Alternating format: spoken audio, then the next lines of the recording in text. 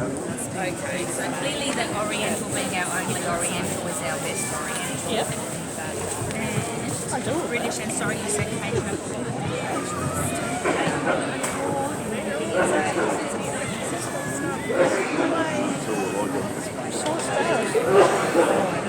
Oh, I know.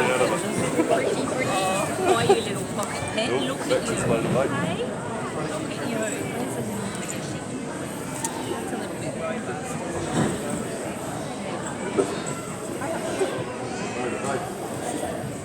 No, I know what you do. That's what I got my armpit. The British backup manoeuvre, huh? Wonderful eye colour on this little kitten. Lovely brown shade. Very cool. I love the width of his nose leather. We really don't want to see them getting small. It needs to be as broad as the nose is and his is.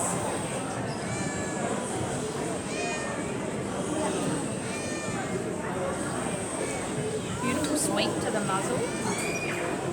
What are you doing? What are you doing? This coat texture is wonderful. The cracking is coming in, but it has a lovely crisp feel to it. Great density. Good feel across the chest. Equally broad from the shoulders to the hips. Lovely little short tail.